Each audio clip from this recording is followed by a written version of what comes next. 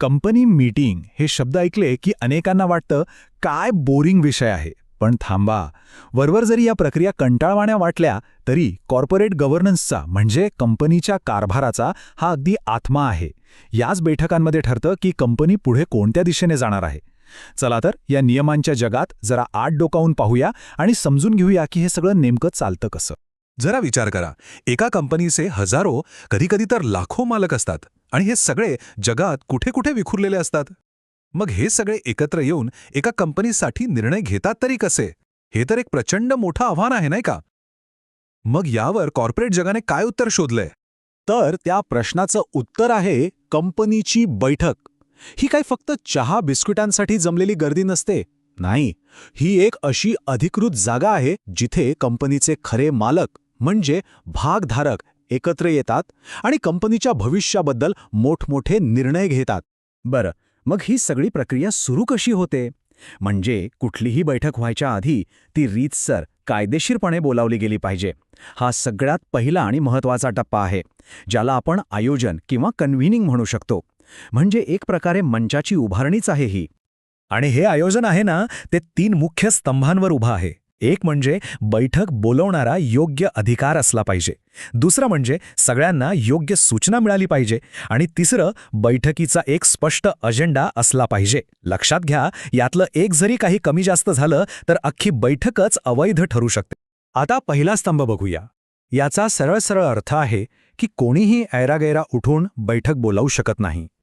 फक्त आणि फक्त बोर्ड ऑफ डायरेक्टर्स सारख्या अधिकृत संस्थेलाच तो अधिकार असतो. असं का? कारण त्यामुळेच त्या बैठकीला कायदेशीर वैधता मिळते. नाहीतर गोंधळच होईल आणि सगळं विस्कळीत होऊन जाईल.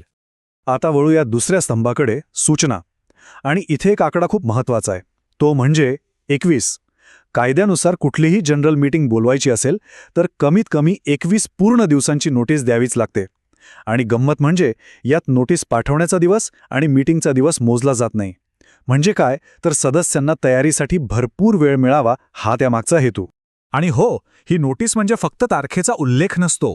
त्यात बैठकीचा प्रकार, दिवस, वेळ, ठिकाण, अजेंडा सगळं काही स्पष्टपणे सांगावं लागतं. यात एक गोष्ट फार महत्त्वाची आहे, प्रॉक्सी अधिकारांबद्दलची माहिती. म्हणजे समजा कोणाला बैठकीला येणं जमलं नाही तर ती व्यक्ती आपल्या वतीने मत द्यायला दुसऱ्या कोणाला तरी पाठवू शकते. या सगळ्यामुळे काय होतं, तर पारदर्शकता येते आणि प्रत्येक सदस्य पूर्ण तयारीनिशी बैठकीला येऊ शकतो. आणि तिसरा स्तंभ, अजेंडा. हा तर बैठकीचा रोडमॅपच आहे. अजेंड्यामुळे सगळ्यांना आधीच कळतं की बैठकीत नक्की कोणत्या विषयांवर चर्चा होणार आहे. म्हणजे बैठक भटकत नाही आणि चर्चेला एक दिशा मिळते. ओके, तर बैठक बोलावली गेली, पण तेवढं पुरेसं नाही. आता तिला अधिकृत स्वरूप द्यावं लागेल.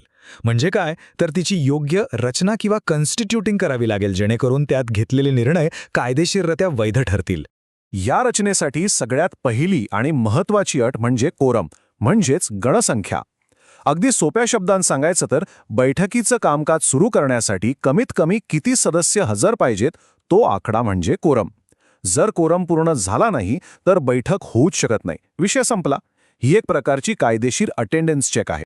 पब्लिक कंपन्यांसाठी हा कोरमचा आकडा कंपनीच्या आकारमानावर अवलंबून असतो.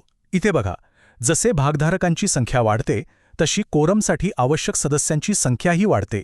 म्हणजे 1000 पर्यंत भागधारक असतील तर 5 सदस्य पुरेसे आहेत, पण 5000च्या वर गेले की 30 सदस्य लागतात. हे अगदी स्वाभाविक आहे, नाही का? जितकी मोठी कंपनी तितक्या जास्त लोकांच्या उपस्थितीत निर्णय घेतले पाहिजेत.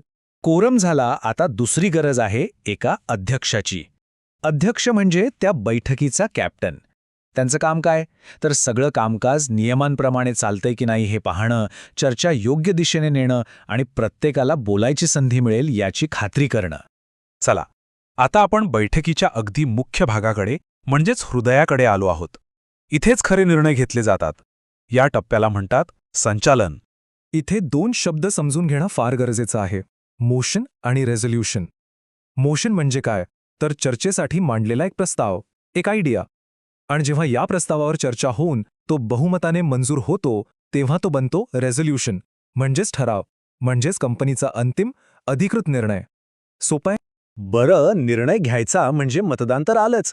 आणि इथे मतदानाच्या 2 मुख्य पद्धती आहेत.